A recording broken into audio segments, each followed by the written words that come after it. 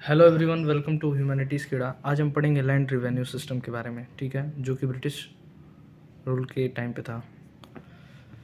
1765 में east India company को as a Diwan appoint किया गया मुगल एम्परर द्वारा। दीवान का मतलब क्या होता है कि राइट टू कलेक्ट टैक्सेस या रेवेन्यू, यानी कर वसूली की उसके पास क्या हो, अधिकार हो।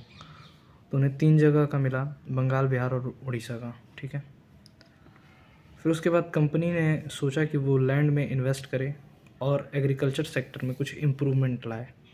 तो सबसे पहले उन्होंने एक सिस्टम इंट्रोड्यूस किया, परमानेंट सेटलमेंट, जिसे ज़मींदारी सिस्टम भी कहा जाता है, ठीक है। इसे इंट्रोड्यूस किया गया था 1793 में लॉर्ड कॉर्नवालिस के द्वारा। और ये परमानेंट सेटलमेंट था क्या, एक एग्रीमेंट था कंपनी और ज़मींदार के बीच में टैक्सेस से रिलेटेड, कि जो पीजेंट यानी कि जो किसान है वो टैक्स पे करेंगे ज़मींदार को, और ज़मींदार उसे किसे पे करेगा, कंपनी को, ठीक है, रेवेन्यू के रूप में। ये जो टैक्सेस थे वो परमानेंटली फिक्स थे, यानी कि किसी कैसी भी स्थिति में वो चेंज नहीं हो सकते थे। और ये जो टैक्सेस थे वो बहुत ज़्यादा हाई थे। कंपनी 10/11 शेयर लेती थी, यानी कि 89% जो शेयर है रेवेन्यू का वो कंपनी लेती थी, और ज़मींदार जो है वो 11% लेता था।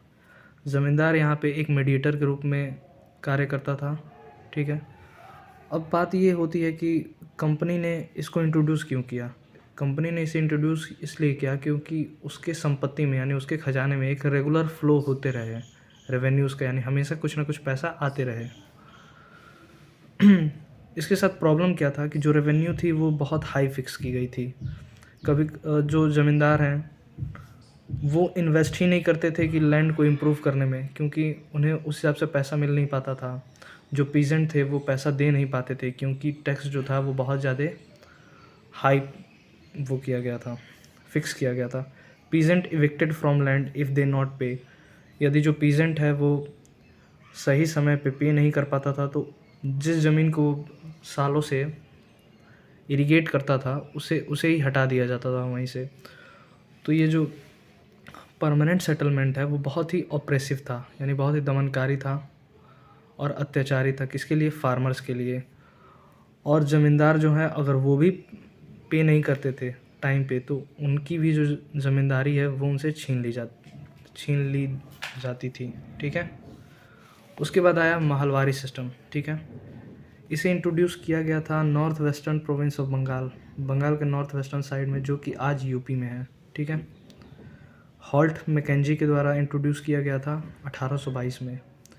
ये परमानेंट सेटलमेंट या ज़मींदारी सिस्टम से कुछ अलग था। ऐसा माना गया कि नॉर्थ साइड में, नॉर्थ इंडिया में जो विलेज है वो एक बहुत ही इम्पोर्टेंट इंस्टीट्यूशन है, ठीक है। तो यहाँ पे जो महलवारी है, महल का मतलब हुआ यहाँ पे विलेज ही है। तो इसमें ज़मींदार का कोई रोल नहीं रहता था। जो कलेक्टर्स होते थे वो क्या करते थे कि विलेज टू विलेज जाके लैंड को इंस्पेक्ट करते थे और मेज़र करते थे कि किस गांव में कितना मतलब प्लॉट है। महल का मतलब होता है विलेज। तो एक ये लैंड रेवेन्यू का पेमेंट का एक यूनिट हो गया था महल, जो किसके द्वारा किया जाता था, विलेज हेडमैन के द्वारा किया जाता था। विलेज हेडमैन जो था वो रेवेन्यूज़ को कलेक्ट करता था और कंपनी को पे करता था, ठीक है। इसमें जो रेवेन्यू थी वो फिक्स नहीं थी।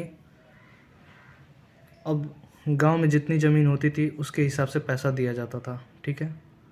तो इसीलिए इसका नाम पड़ा महलवारी सिस्टम। महलवारी का मतलब, एक महल का मतलब एक गांव, ठीक है।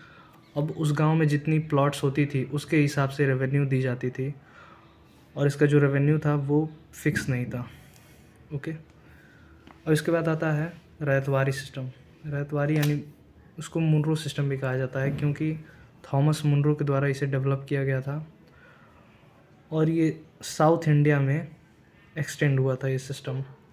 यहाँ पे रैयत का मतलब है स्मॉल कल्टीवेटर, जो कि अपना जो टैक्स था वो डायरेक्ट पे करते थे कंपनी को। यहाँ पे किसी भी मीडिएटर की ज़रूरत नहीं पड़ती थी, ना ही ज़मींदार की ज़रूरत पड़ती थी और ना ही विलेज हेडमैन की। नो ज़मींदार रिक्वायर्ड्स। और ये साउथ इंडिया में एक्सटेंड था पूरा। थैंक यू, अगर वीडियो अच्छी लगी हो तो।